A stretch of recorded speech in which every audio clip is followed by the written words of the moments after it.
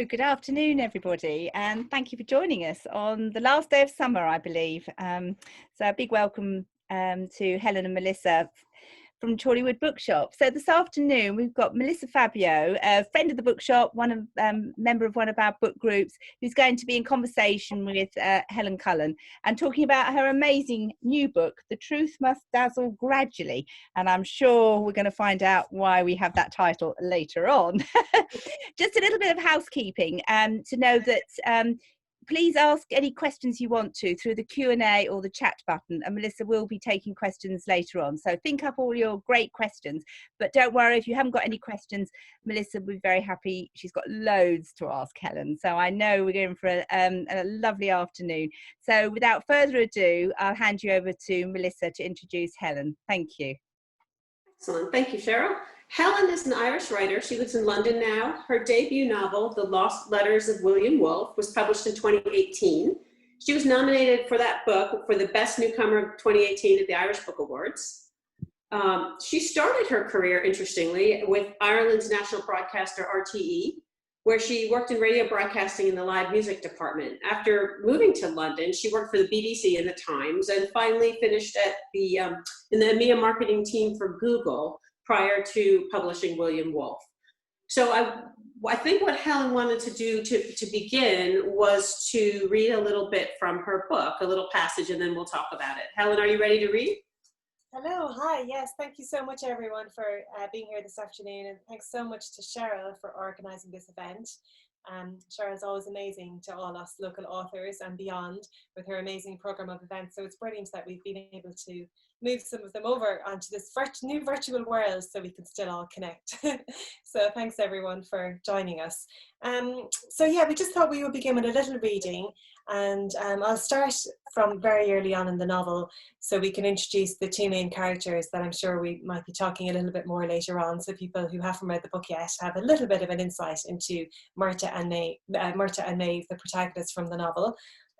So it opens in 2005 on a little island off the west coast of Ireland, and this is just a couple of pages in this passage. Murta had woken that morning once again to an empty bed. The sheets were cool and unruffled on Maeve's side. He had expected to find her sitting at the kitchen table, wrapped in her houndstooth shawl, pale and thin in the darkness before dawn. A tangle of blue-black hair swept across her high forehead like a crow's wet wing. Her long matted curls secured in a knot at the nape of her neck with one of her red pencils. He had anticipated how she would start when he appeared in the doorway, how he would ignore, as he always did, the few moments it would take for her dove-grey eyes to turn their focus outward, for the ghost to leave her in his presence. The kettle would hiss and spit on the stove as he stood behind her wicker chair and rubbed warmth back into her arms, his voice jolly as he gently scolded her for lack of sleep and feigned nonchalance as to its cause. But Maeve wasn't sitting at the kitchen table, nor was she meditating on the stone step of the back door, drinking milk straight from the glass bottle it was delivered in. She wasn't dozing on the living room sofa, the television on but silent, an empty crystal tumbler tucked inside the pocket of her peacock blue silk dressing gown, the one in which she had painstakingly embroidered a murmuration of starlings in the finest silver thread. Instead, there was an empty space on the banister where her coat should have been hanging. Thank you. So, and I think this first question, Helen, really comes from that passage and just the way you write in general. You're very descriptive with colors, texture, scents, and there's a wealth of detail in there. And I wanted you to talk a little bit about that. And I noticed that in both of your novels, that's something you really put a lot of attention on. And is that so we can visualize with you, or where does the very textural come from, description come from? Well, I suppose like a lot of authors, it's quite instinctive to me in the way that I write. It's not something, I guess, that when I sit down and start a chapter or a scene, I think, oh, I must try and get in, lots of description here, lots of details. It seems to be just sort of whatever authorial voice I have seems to zoom in on lots of little elements and I guess I think a lot in terms of the five senses when I'm writing, and it helps me breathe life into whatever the scene is if I consider all the different textures of life and the sounds and what they might be touching and what smell might be in the air and, you know, what the characters can see. And I guess without me really being conscious of it, I sort of think of language in that visual way. When I'm reading books as well, it's something that I always, you know, really connect to when I can imagine the whole world of the book. So I guess it probably happens almost automatically without me thinking about it. But in later drafts then, part of the job is sort of pruning your writing and making sure that those images and the details have clarity and that they're helping sort of progress the narrative and not getting in the way. So I hope you don't think that there's too much of it. Beautiful imagery, and you can really see the characters. You can picture the scene. You almost feel like you're there, and that's, you know, that really struck me more so than some other novels I read, where you kind of fill in a lot more of the blanks yourself because you have very minimal description, and I think it works beautifully. It struck me that there is so much detail in there. Even the silver thread and the murmuration of starlings and the peacock blue robe, that's beautiful detail, and you can see Maeve sitting there in that bathrobe. I remember my writing mentor, Michelle Roberts, saying to me very early on in our relationship that a good test for how well you know your own characters is if you could walk into a crowded room and spot them immediately. And, you know, what was the really distinctive thing about their behavior or the way they looked or what they wore, or something that meant immediately, oh, that's, you know, that's my Maeve, that's her sitting over there, that you would know her straight away. So I guess that's probably really imprinted itself on my brain in terms of making sure that I'd always know my guys anywhere. That's really, I've never heard that advice before. That's really interesting. But I feel like we would also walk into a room and know them in a lovely way. You really felt like you got to know the characters and a lot about them. But I want to step back a minute then. Your career path has been a little bit interesting to writer. Did you always know you wanted to be a writer and were just, you know, doing things on the way there? Or did this come to you later in life, you know, in your career, that you wanted to perhaps be a writer? I think from when I was a little girl, I always had an instinct that I wanted to write. And if you'd asked me when I was little what I wanted to be when I grew up, I probably would have said, oh, you know, I at that stage it probably would have been I want to write children's books. But it took me a long time to get going. I had this sort of fear that real writers were born and not made, and that somehow if I was meant to be writing fiction, it would have just happened compulsively, automatically, that I wouldn't have been able to resist it and I wouldn't be afraid of it in the way that I was. So it took me like quite a bit to get going and build up the confidence to try and write fiction. I guess in my career that you touched upon, working in broadcasting and doing some journalism stuff, I had been, you know, working a writing muscle, but never in terms of creating fiction. It would have always been non-fiction and kind of more journalistic stuff. But the writing parts of my job were always the bits that I love the most. It just took me a lot of time, I think, to take that leap of faith into trying to, you know, write fiction for the first time. And it's something I always say to people now when they talk to me about at events or workshops, and they say, oh, you know, I'd love to write. I feel like there's a story I want to tell, but I just can't seem to get going. You know, I always think now about how easily I might never have started, because you can kind of live in that moment, you know, forever before you kind of take that first leap into the darkness of trying to write something for the first time. So I think I've learned sort of the hard way and later that the moment only really happens when you create the opportunity for it. So yeah, it took me a little bit to get going and take that leap. And what was there a particular event or circumstance or something that prompted you, or you just said, if I don't do it, I'm never going to do it? What was it that prompted you to do it? I think eventually the fear of never writing anything overcame the fear of finding out that I couldn't do it. Eventually, thankfully, that the sort of my own anxiety tipped in that direction. And at the time I was thinking I needed some sort of external accountability to kind of get me started, because it hadn't really worked for me. You know, I was already in my 30s and I hadn't somehow been able to compel myself to do it. And so I'd been thinking about, oh, maybe I should join a writing workshop or something like that, but was really nervous about finding the right thing, and you know, felt quite shy about just joining, you know, a workshop where people might have already been writing and known each other for years, and I just didn't really know where to begin. But the idea of doing, you know, a master's or a formal qualification in creative writing felt too big a thing, because, you know, I was starting from nothing, and I think part of the reason why I had maybe always been afraid of writing was sort of still that kind of good girl complex in school of, you know, doing the things that you know you can be successful at. And if I had tried to do an academic qualification, I would have been worrying about what do I write that will help me get a first in my master's, as opposed to, you know, what can I write that will help me find out what I want to say. And then it sort of all came together because I saw that this amazing novelist Michelle Roberts was running a 6-month workshop, and it was pitched as a new thing where writers would be supported in trying to get to the first draft of their novel. And that sort of felt like the right sort of middle ground. It was still absolutely terrifying, but it sort of felt like, okay, it's 6 months, everyone will be a beginner. You know, Michelle's an amazing writer and had worked running the creative writing department in UEA for years, but it's not like a formal qualification. So it sort of felt like the right thing at the right time. And I signed up for that and kind of, you know, went from there.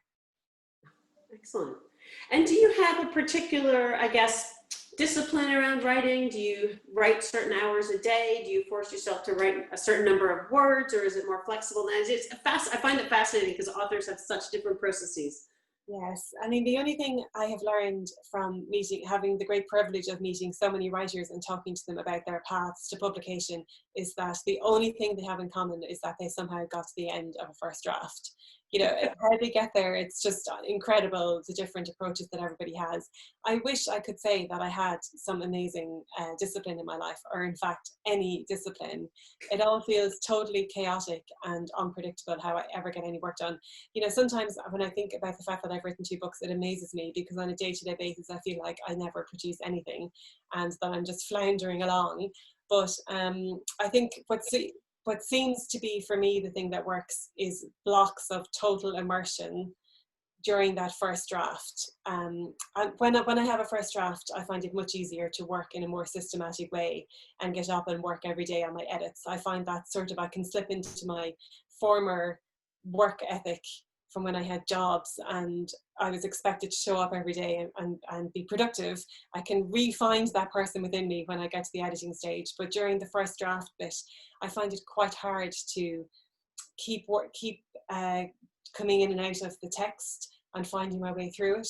So what's really always really worked for me is doing blocks of time where I would take a couple of weeks, even if it's just at home, and say, okay, I'm just going to shut everything else now and just progress and try and let this story unravel. Or, you know, going away on writers' retreats and things like that. Or even if it's just a psychological thing. I call it going into the crash, you know, for 3 days, where I'll just try and like cut off, you know, social media and emailing or going anywhere and just try and get work done. But I seem to need to be able to disconnect from the real world as much as possible, because I find it really hard to slip in and out of the kind of wonderland imagination and then the grim at times real world, especially at the moment. Yeah, fair. And as far as your stories, how do you kind of think of the characters first, the plot, some combination? How do your stories normally develop? Well, in terms of the 2 books that have been published so far, they both began for me with sort of just an initial idea of, I think this book is about, and, you know, 2 or 3 sentences worth of what I thought the story was. I've been really lucky that I've always had a closing image that I knew would be the last kind of closing shot of the book, and that's very encouraging. Like, even though I don't plot anything, there's somewhere I'm kind of writing to all the time. And usually I have a few other images of moments that I know are going to appear somewhere in the book that I can write into and away from. But other than that, I don't have that much else. I mean, the writing experience of The Truth Must Dazzle Gradually is the exact same as the reading experience, in the sense that I wrote it in exactly as you read it. You know, in the middle and then goes back. And then that was for me to work out, how did this family end up in this moment on Christmas Eve in 2005? And I wrote my way towards it to work it out for myself, and then thought, oh my goodness, what's going to happen now? And then kept going in the writing to find out. So it really echoes the unraveling of the story for the readers is pretty much how it unraveled for me as well. Did you struggle at some point? Were there, you know, to make that connection between the beginning and how you got to the end? Were there points where you thought, I'm just not sure how I'm going to take these characters there, or did it become pretty clear as you were writing? Well, I think the biggest challenge with the structure of the book was just knowing when I should stop in terms of, because it covers 3 decades of this family's life. The book could probably be twice as long or 3 times as long or 5 times as long if, you know, I kept dropping in on their lives at different points. So just trying to sort of trust my instinct of how much we needed, as both for me as the writer and you as the reader, to visit the family at different stages in order for the narrative to work across such a long period of time.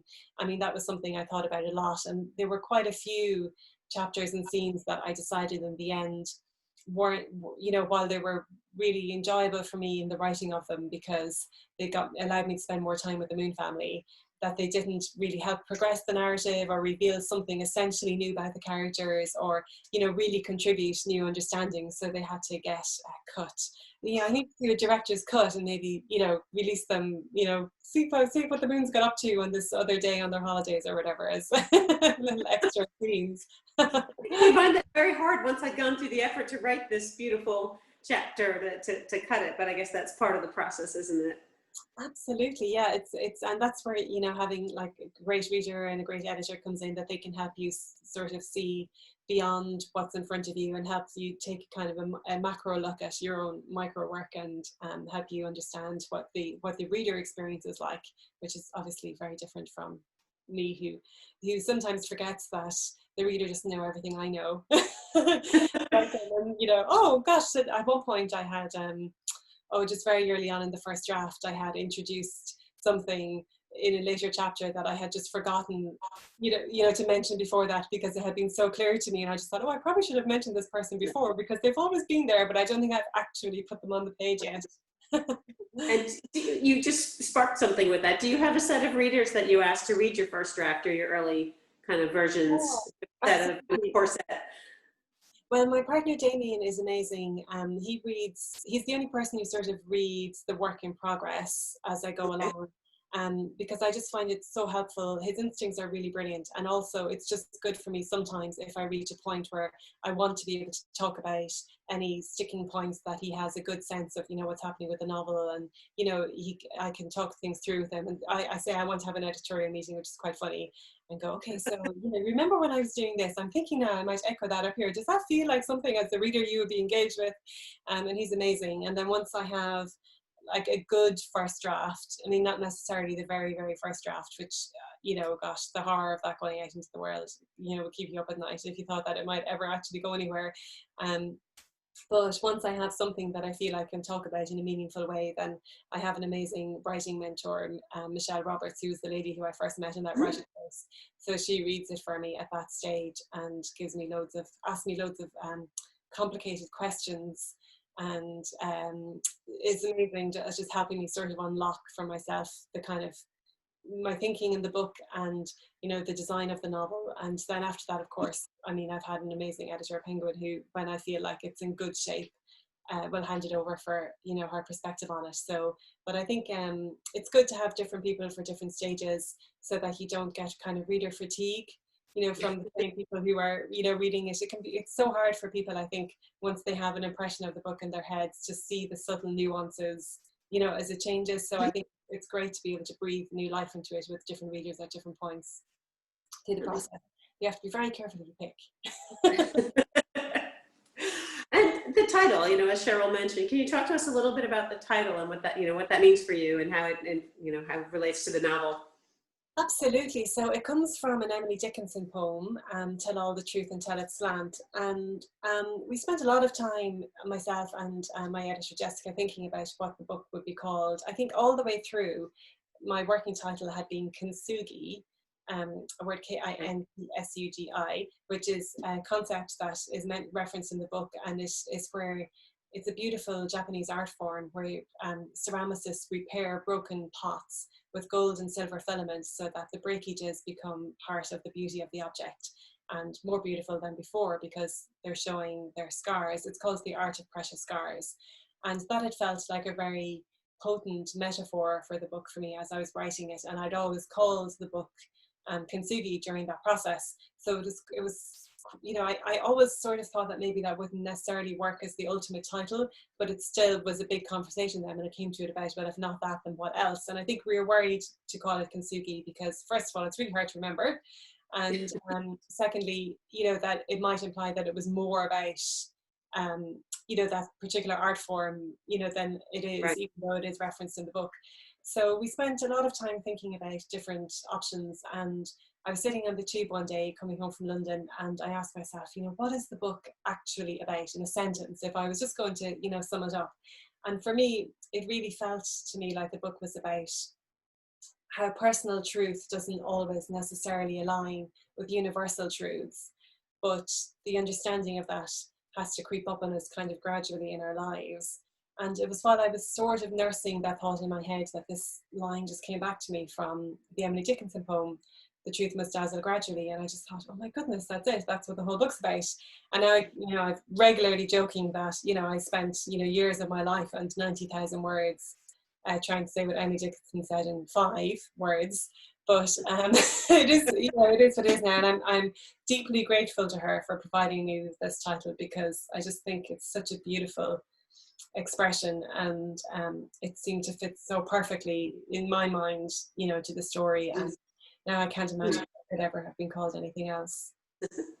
And how did you even become aware of kintsugi? I guess this is a little bit back to my question about the visual. I almost had reading the book, I had thought that you had more of an art background, that you'd been, studied the arts in some way, but it does not look like that from your school. Even your educational background is more theater and writing and communication. I don't have any kind of visual arts background at all. I don't even know where I heard about kintsugi for the first time, which is so strange, for how these things sort of get absorbed into your mind either. I mean, my partner Damien that I mentioned, he is a potter, not professionally, but as a major hobby in his life. And so it's possible that maybe through him exploring different kind of ceramicists, that maybe he mentioned it somewhere along the way. But as soon as I hit upon it as an idea, I just felt so compelled by this idea. I thought it was so profoundly beautiful, and it kind of stayed in my mind. And I had pictures of kintsugi, ceramics that on a kind of a mood board of inspiration for the book. I like to sometimes get kind of visuals that I feel are kind of capturing the mood and tone of the book that helped me during the writing. And so it was a very strong element for me the whole way writing through it. So yeah, it became very important. And it is a beautiful concept, you're right. Tell me, so the Moons have these 4 children, 4 very different children. And as you were writing them, again, beautifully portrayed, you really get a sense of their personalities and who they are. Did you have one that you felt more close to, or that you really felt personally more invested in? Did you have a favorite child, as it were? Gosh, that's such a funny question. Do I have a favorite child? Gosh, I don't think I do, really. I kind of love them all for different reasons and in different ways. And they feel very, very sort of independent of each other to me in my mind. And they all equally frustrated me, as if they were my own bold children at times when I was writing the book and making terrible, terrible life decisions. And also I have so much empathy for them. So I don't think I have a favorite. Do you have a favorite? Is there something? No, I enjoyed them all. Again, very different characters. But I did really like them. And you do, there were times when you just, maybe did agonize over the choices they made, but people do that. We don't always make the best choices for ourselves, do we? No, and I think it's sometimes it's one of the interesting parts about the writing process, that you love these characters and then you make them suffer, because if you didn't, then they wouldn't have a real lived experience at all. If you protect the world. Indeed. And you mentioned that, in the reading, you talk about the small island where they live. Again, is that something you've experienced, familiar with, the family background? Because you describe that island life very well, the insularity, the caring, but also sometimes the closedness of it. Is that something that you draw on personal experience, or did you research that? Well, I come from the Midlands in Ireland, from a county called Laois, whose our famous saying about the county is that it's the only county which touches a county which doesn't touch the sea. Which, when you consider how small Ireland is, is saying something in terms of how landlocked it was where I grew up. So I had no sea for miles, but I had the great privilege as a teenager to go to the Gaeltacht, which is a kind of an Irish summer school where you go for 3 weeks for this total immersion in the Irish language and culture. And I was particularly blessed because the Gaeltacht that I went to was on the smallest of the Aran Islands, which are little islands off the west coast of Galway, of Ireland, and just off the coast of Galway. And so I spent my summers there on a little island called Inisheer, which is essentially Inishogue in this novel. But I didn't name it in particular just because I knew that I wouldn't be writing the novel while I was on the island. And I just didn't really trust myself to remember the power. Memory is so unreliable, and I had already infused these islands so much in my mind with kind of magical qualities, and didn't want to kind of get too hung up on, oh, is the boathouse actually within walking distance of the Cashlawn, and how many people actually would have been living on the island at that time, and just getting really obsessive about trying to make sure all the kind of logistical and practical details of the island were accurate. So I felt that by allowing the real island to inspire the fictional island, it meant I could hopefully try and infuse my fictional world with all that's wonderful about the real place, but without misrepresenting it or getting all the details wrong. And when you're writing, any obstacle between you and progressing, I think, has to be eliminated. So, so just me not having to obsess about getting every tiny detail of the real island. And also, I think I sort of felt I didn't want people wondering if this was the story of a family on the island, because it is such a small, close-knit community. So I basically took the great creative license on the best of both worlds by, drawing upon somewhere so wonderful, but without being responsible for it. Now, do you keep in touch with anyone you met there during that summer? I think you stayed with families, correct, while you were there? So on the island, they're called, usually it's the Banantee, which is the woman of the house, and the Farantee and the man of the house, and they take in maybe like 8 or 10 girls in houses, or 8 or 10 boys in houses on the other side of the island. That was going to be a detail of them being on opposite sides of the island. So for years and years and years afterwards, I had loads of pen pals that, this is sort of pre-smartphones.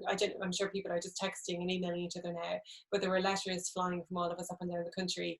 And actually, just in the last few weeks, I was in touch with one of the old mutual teachers there who runs the Coláiste, and it was so amazing talking to him about, my time at the Gaeltacht, and, he'd read the book, and an article I'd written in the Irish Times about my time there, and it was just so lovely to reminisce with him, even though I felt so much pressure because I thought I should be speaking Oscuelga, because the whole point is that, you're, speaking Irish and immersing the culture. And I was so worried he was going to start talking to me in Irish and expose me that I have, lost all my fluency since, and after all the time I spent there. But yeah, it was so lovely to be back in touch, and I can't wait to go and visit them whenever we're allowed to do such, decadent things as, flying, visit little islands, and, go spend time in the company of strangers again. I can't wait to go back. You might want to brush up your Irish first. Yeah. Yeah. So I guess I want to ask a question, and this is across both of your novels. You really had couples in the novel centered on couples who met very young at university, fell for each other, immediately became, very close to each other, and you follow them over an extended period of time and how those relationships grow and develop. And is that kind of a theme for you, something you think about? Or is that?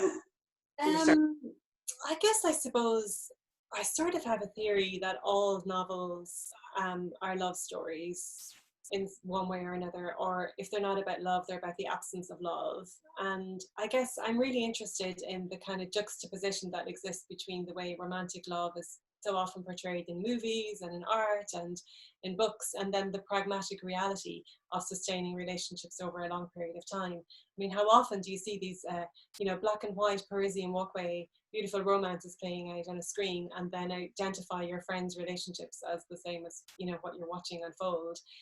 So I think I've always been really interested in that, in why relationships sustain, and sort of what culture feeds us about romance and how those two things can hold hands with each other. So I guess, yeah, I'm really interested in that, and was probably even more so, I guess, with the first novel with William McClure, because essentially that's what that novel was about, you know, that gap between pragmatic reality of sustaining a marriage and then the kind of fantasy of what you thought love might look like in your life based on your kind of youthful dreams.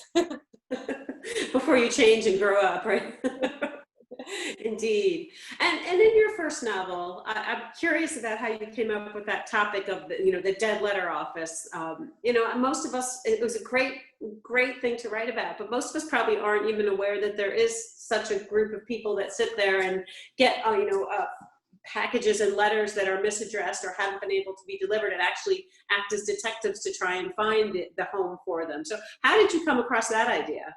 Yeah, so I mean, just for anyone who might not be familiar with the first book, it's set in, as you say, a dead letters office where letter detectives solve the mysteries of all the undelivered mail. And what's really funny and kind of embarrassing to me now is I thought that I had invented this place. I didn't know that it was a real thing when I started writing. It all kind of worked backwards to me, where I thought, originally I thought, what if there was this woman who was writing letters to her great dad, but she'd never met him, and just was posting them in post boxes, like what would happen and where would they end up? And then I thought, oh, imagine if there's somewhere where all the lost mail go, and then people have this amazing job where they solve the mysteries of all the letters.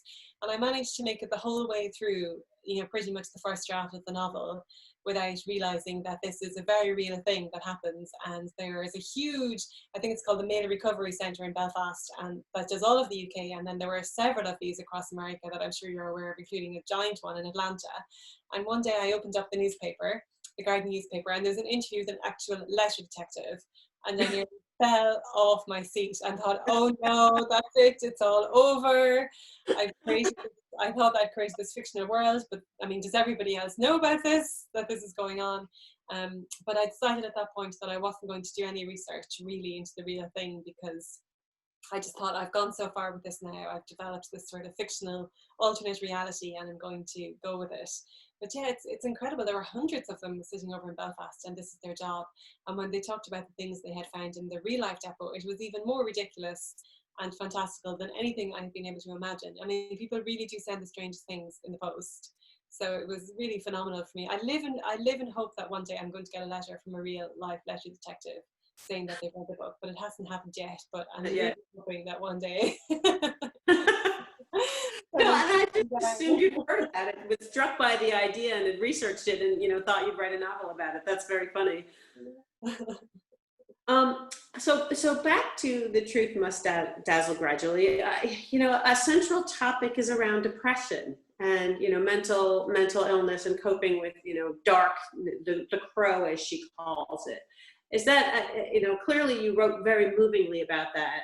Is that something again that a theme for you, or something that you sort of researched, or how did you I guess come to that topic?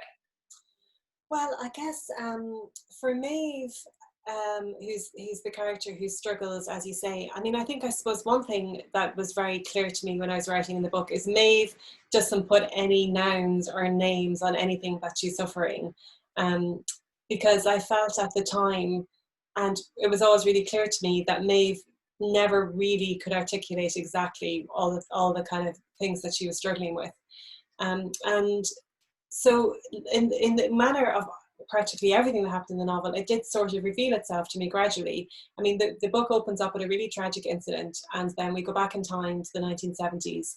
And my understanding of Maeve really evolved over the writing of that first half of that book, where I began to understand what kind of things she was struggling with and who she was as a character and how it was manifesting itself.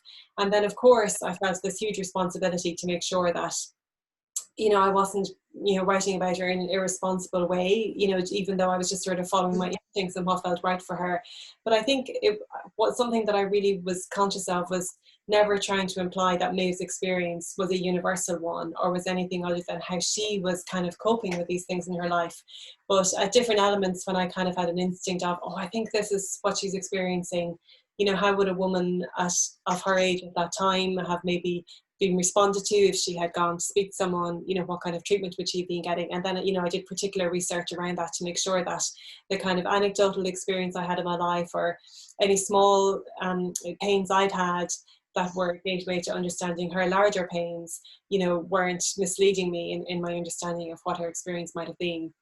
So I did feel a huge responsibility to kind of tread very gently with how I navigated, you know, her struggles, to make sure that I wasn't, you know, misrepresenting in any way what someone might be feeling if they were going through something similar in their own life when they were reading it.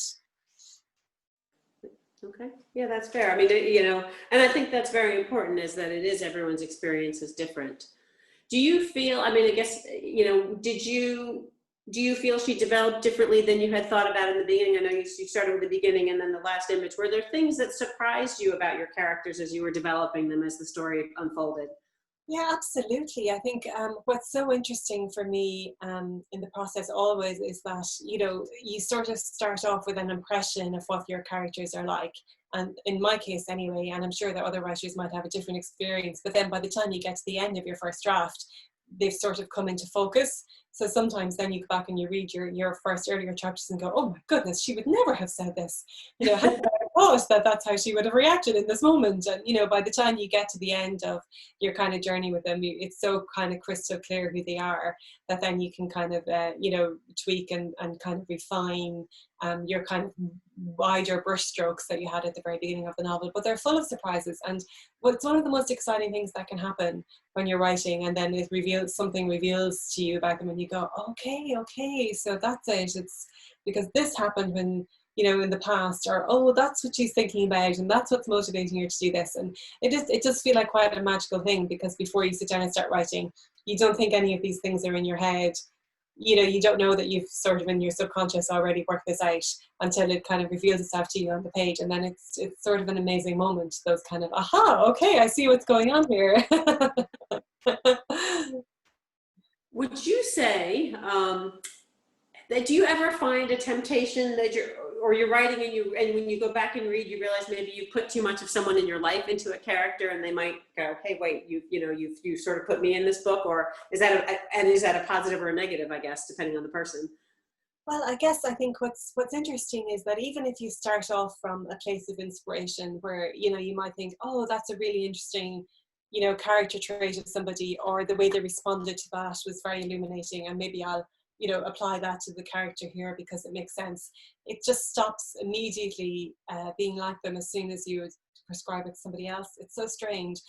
I mean, if only I had the actual ability that I could describe somebody so precisely that they would immediately recognize themselves. But actually the translation from the real world, you know, through me and out onto the page, just transforms, you know, any kind of moment of inspiration. It's something so totally different that I do think it becomes unrecognizable, even if you feel it's really obvious.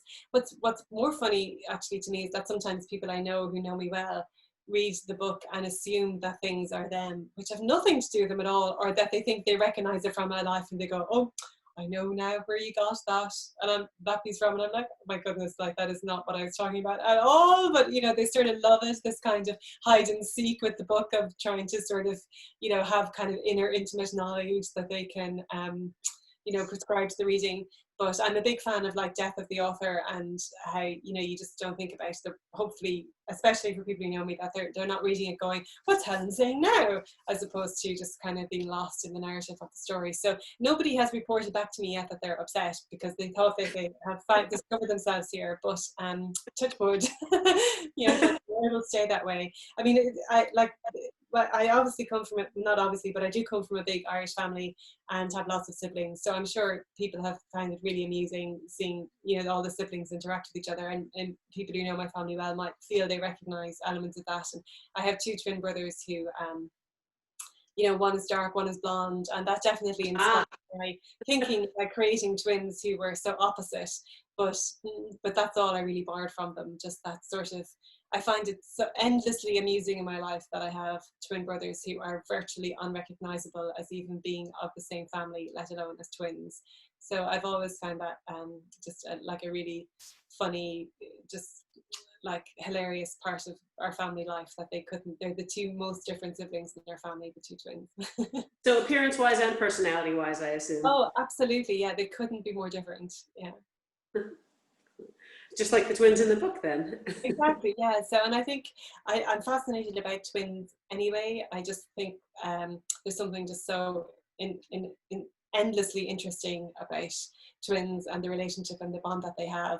So I think even if I didn't have twin siblings, I probably would have written about them, but just having twins who were so different, you know, just inspired me to really think about how you could have these two characters who people still sort of seem to think that like twins are kind of almost like half of this, you know, like two halves, you know, and assume that they will be so similar. So I couldn't resist when I had twins in the Moon family, making them that different from each other.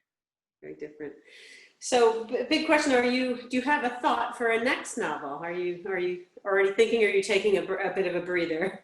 I've probably taken too many breathers, sadly, because I should be finished, but I'm nearly there. Yeah, I have a third book sort of percolating, but I've learned the hard way not to talk about it until I know exactly what it is, because otherwise I spook myself. Until I know what it is exactly that I'm doing, I find that trying to articulate it suddenly makes the whole thing seem totally ridiculous and pointless, and why did I ever think this is a good idea for a book, and I lose my nerve. So I've learned the hard way now that I need to just hold my counsel until I can hand it over and go, okay, this is what it actually is now, for better or worse. Have you had ideas that probably you have, because I think probably most authors have, things you've thought about, you might write a novel about, and then it just you couldn't turn it into what you wanted to, or?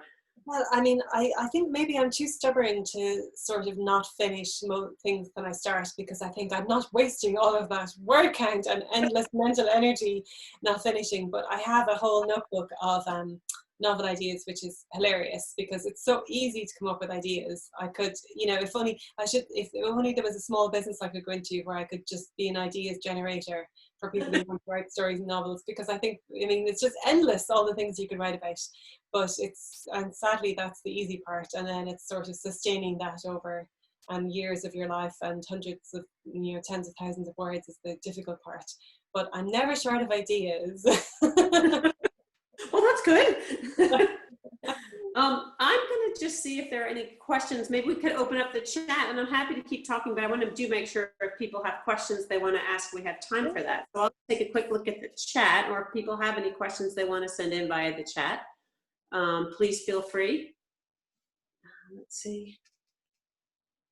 No open questions so far, but since I've just opened it, we can keep going. I just want to make sure I see how to keep the chat on the screen. I'm not the best with Zoom, I must say.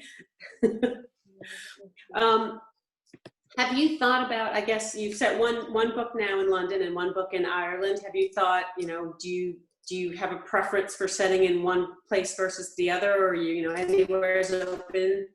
I think for me, I suppose maybe this is a lazy instinct in me, but I would be quite nervous about setting a book somewhere that I either wasn't intimately familiar with because I'd lived there, or that I could spend a reasonable amount of time. I know that people do amazing things now with, like I know writers who've written books in places they've never been to, and they just spend loads of time on Google Maps and on Street View, and you know, they feel they can immerse themselves by looking at loads of photographs and films from the time.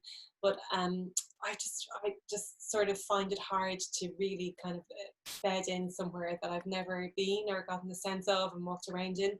So I think I would struggle if I had to suddenly try and set, you know, a novel in Oklahoma or something. Fair enough. You know, I feel like I could trust my instincts about it's just all I think about the little nuances of an art that kind of make it real, and that I'd become sort of like too sort of generic, like a generic impression of, you know, Holland or, you know, wherever the place might be. So yeah, I think I would be a bit nervous about somewhere totally strange to me. Well, and I think it goes back to maybe that earlier question I had also about the very descriptive. It's hard to be so detailed and descriptive about somewhere if you don't know it well. And I think that would be a challenge. I do see some questions coming in, so let me see. I think I've read too many books set in Ireland by people who have never been in Ireland. That I believe. Now, not showing up in the Q&A. Okay, I told you I was going to be very bad at this.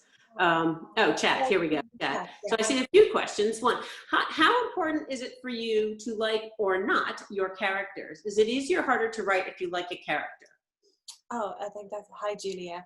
Thank you so much. That is a great question. And you've hit upon something that is very dear to my heart, which is that I find it so frustrating when I hear about writing students being told that they have to write likable characters, because I just think as a starting point for a narrative, trying to create an authentic human being in an authentic world, the idea that anyone is just fundamentally likable or unlikable is absurd to me. So I just think that if you're going to write characters that people really believe and believe in, then of course they're going to be flawed and have like things that are really likable about them and things that are really frustrating about them, like us all. And so I think that, you know, it's something I never ever think about at all in terms of, oh, should I make this person more palatable or not? Because when we're going through life, we don't get to make those choices about the people that we interact with. You know, our world is full of all different types of characters and individuals, and I just have to write them as they come. And I couldn't imagine ever going, oh, I don't think anybody will, I think people will dislike him or her if they do that. The only thing that I ever ask myself in terms of just trusting your own authorial voice bit is you have to be sure that the behavior that you're assigning to somebody is creating the intended impact. So, you know, occasionally, you know, my editor might say to me, so when this character did this or that, as the reader, our takeaway is X, Y, and Z. Is that your intention? Because, you know, I'm really hating him at the moment, especially say when we were, you know, when William, like with William Wolfe, the first character. And then sometimes you might go, oh no, my goodness, I thought people would feel really sorry for him in that moment. Really? Does he really come off that badly? And then, you know, then that's something I might think about in terms of me making sure that I'm not misrepresenting them by assigning my own kind of, you know, prejudices or understanding of behavior into the character. But I definitely would never be sort of aiming to try and make everybody like them. I think that would be so dull. Oh, Agree. And to your point, we all have things that are likable and not likable in us, and different people will react differently to those things. Yeah, absolutely. And I think that, you know, I think I just can't even imagine writing a book where, what would happen if everybody was likable and did the right thing all the time? And anyway, it's so subjective what the right thing is and what a likable person is like. So yes, no, it's not something I ever think about. So I have a question from Suzanne. Helen, you're as inspirational today as you were at Cheney's last time you spoke to us. What is the part of the process you enjoy the most?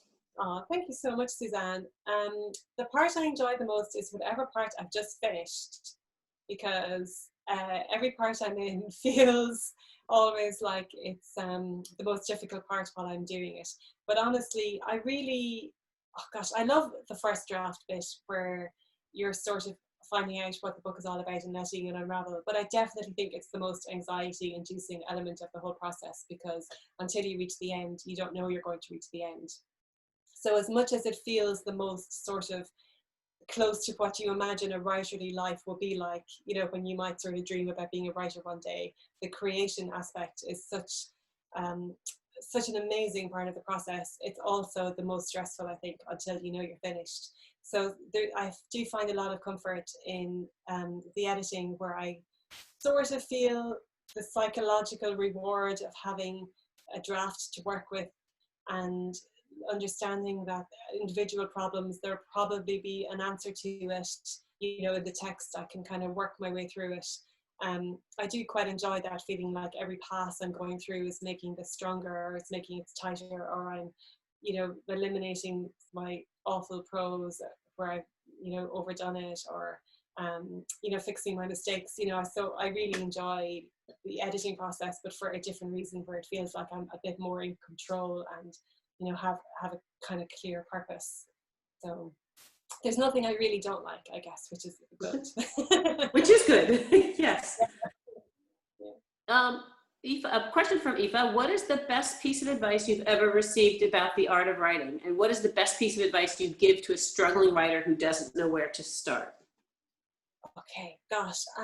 I think the best piece of advice I ever got was a regular piece of advice from Michelle Roberts, my writing mentor, that she gave me every single week and gives me every single time I see her now, which is just keep going. And I mean, that sounds overly simple, but actually it's sort of the answer to everything. I think that as I mentioned, I've learned that writing only really happens when you create the opportunity for it. I feel that there's a lot of kind of dangerous myths about creativity, you know, where people sometimes talk about how, oh, my characters came to me, and or I was, you know, I was a channel for the inspirational muse, and you know, it can feel like unless you've had this moment of great inspiration and you know exactly what you're doing and what the story is going to be, that you would never be able to tell a story or be able to finish it. And actually, for the vast majority of writers I know, everything sort of gets worked out on the page. And I think that's where you find inspiration and where you find your creativity and where you find your voice and where you work out what's going to happen is when you start writing. So you have to create an opportunity in your life where you can discover what it is you have to say. And it might never feel totally comfortable before you start writing. You might never feel totally confident each time that it's going to work, but it usually will. And I think, so Michelle's advice really came hand in hand with that you have to keep going and keep writing, even when you don't know what's going to happen next. In fact, especially when you don't know what's going to happen next. And even when you feel stuck or blocked, in fact, especially when you feel stuck and blocked, you know, that you just have to keep writing all the time. And sometimes, and it's definitely happened to me, you might reach a stage with a story or a novel where you just genuinely don't know where it's going to go from here. You know, I actually feel really stuck in this moment and I'm not sure how to get to the next part. And Michelle would just say, well, just leave it. And if you know what's going to happen at the end, write the ending. Or take the characters and put them on the beach for the day. Or put them on a train and just let them interact with each other and just see what it reveals to you. And so I think that's the secret to everything, is the simplest and biggest answer, which is you just have to keep writing. You have to start and you have to keep going, and that's where all the answers lie. Well, I'm going to ask you another question for a minute then, because I did want to ask this, but you know, when you said Damien to read your first drafts and he's great, have there ever been any times where you had to struggle not to get angry with the critique, or was there a little tension when you thought, wait a minute, you either took the wrong idea away or you didn't like something and I was really committed to, or is that difficult? Actually, I have to say, and this is probably a product of having taken part in that workshop at the beginning, so I never really had a chance to be that precious about the work. I absolutely love getting critique on writing. I love when people expose things that I've gotten wrong or that they feel it's not working. It feels a huge relief to me, and I'm genuinely really grateful for anyone who's able to identify any weaknesses in your work and communicate that in a way to you that's helpful and constructive, because it's always going to help you, you know, progress the writing or progress, you know, the storytelling element of the work. So sometimes, you know, like everyone, my writer friends and I often laugh about ourselves because, you know, you get an editorial letter from your editor where they talk about things that they want you to consider in your next draft, or maybe point out potential weaknesses or things, and you read it the first time and you go, oh, well, this is a disaster. There's, you know, I'm never going to be able to, you know, resolve all of this, and it's over and I can't face it and it's too much work and I just start something else. And you sulk for, you know, a few days, and then you go, okay, well, I guess it's all true and I'll just start working on it again. You know, so sometimes, you know, it can feel really overwhelming. Yeah. All of the work that you have Well, to it's do. very personal, isn't it? This is something you've created. It's it's really all you, and it can feel very personal if someone points out a weakness in it. Well, I mean, I suppose I never really get squeamish about or sensitive about sort of my feelings as a writer. It's always just more kind of the intimidation of how much work you have to do, and if you have it in you to be able to resolve it, you know, and go, oh my goodness. I think everyone kind of secretly hopes that they're going to be like Jane Austen and just handwrite it all out once and produce, you know, private, you know, and you'll hand it over and I'm like, oh, you're a genius. And you're secretly hoping every single time that when you write a first draft that you'll have somehow magically just written it perfectly the first time, but it just, maybe there is someone out there for whom that is reality. I don't know any writers who don't go through multiple drafts before, the book that ends up in our bookshelves appears. But I think we're always secretly hoping that this time will be the time when we'll have done it. Makes sense. Has lockdown, would you say that's helped or hurt? Because it seems like it maybe would help because you're kind of locked down, but I could see sometimes you could get distracted or bored or actually have a harder time focusing because of what's happening around. Yeah, I think like everyone, I know a lot of writers who really struggled to concentrate and read and kind of take their work seriously when there are so much bigger, scarier, bigger things happening out there. So I think during lockdown, there have been times when I have read compulsively and worked, really well, and then there have been times when I just could not concentrate at all and just felt I didn't have the mental stamina. So I think, like everyone, it's been a bit of a roller coaster while we're trying to kind of absorb all of the news and everything that's happening outside and any kind of worries that you might have for your loved ones. And it can be really hard to, I think, reconcile those sort of external feelings with the kind of inherently selfish act of disconnecting from the world that writing is and accessing your interior world. So I think like everyone doing any kind of job, it's been harder at times, but yeah, but the day-to-day reality of my life didn't look that different. I'm still kind of here every day sitting in this office, still trying my best to try and be disciplined and get some work done and not be too scared of my book that I'm writing. But it definitely was harder at times than others. Yeah, for sure. Like everyone, I guess. Indeed. Another chat question. Getting better at this, I guess. Not a question, a piece of feedback. Really interesting and enjoyable interview. Thank you. I guess I have one more question, Helen, because you said that you were reading compulsively. Do you have a genre or a type of book you like to read? What do you read when you're not writing? Well, I try and read quite widely. One of the most brilliant things I did after I first left work to start writing full-time, I did a master's in literature at Brunel. And that was, I think, something that I accidentally did that proved to be brilliant because, it kind of forced me to read outside of my default comfort zone, which are sort of literary novels that have like moments of quiet significance, but not, maybe, but no like big dramatic plot. And so, I think I would just, read books like that every day, all day, every day. So I think I try and read as widely as I can, and I love getting recommendations from people. It's so interesting now, for especially people who've read my book. Sometimes will say to me, I've read this other book and I think you'll really like it, and I always find that so interesting. And then I'm reading the book they've recommended going, what is it about this that they thought that made them think of me? This is so curious. So yeah, but so I guess I do have a kind of a type, which are those sort of kind of quiet interior novels. But yeah, if you have anything you want to recommend to me, please do. Yeah, like you, I read very widely and just about anything and everything. So I'm not sure I have a type, but Cheryl, I don't know, do you, I'll check for more chat questions, but I know Cheryl wanted to come in at the end and maybe say one or two more things. Yes, no, hello, and yes, back again with you, and thoroughly enjoyed that. It was so insightful, and having read the book, it's the most beautifully written book. It just sort of takes you there, as you say. The description is lovely, and I can really recommend it to people.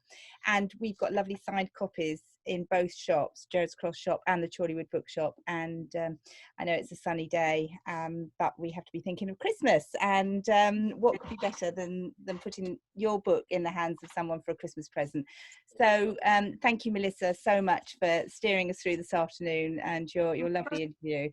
And Helen, thank you so much for your time. You're giving so generously, and you've been into the shops and signed copies, and it's so lovely that you're so nearby. And I hope soon that we'll be able to meet up and do an event in the flesh, so to speak. So So thank you so much, Helen. Thank you. Absolutely lovely, and I wish you all the success with the book.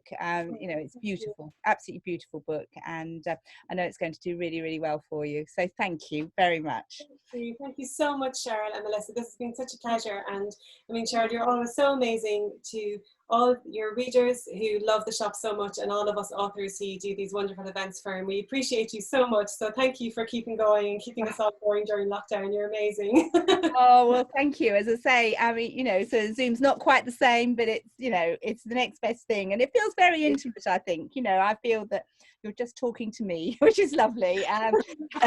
And yeah, we will meet together in a hall or somewhere, a lovely location soon, I'm sure. So anyway, thank you both very much. Thank you, Melissa. Thank you, everyone. Thank you, Helen. It was lovely to speak with you. And you, Melissa. And thank you, everybody, for joining us. Thank you. Bye-bye. Bye-bye. Thank you.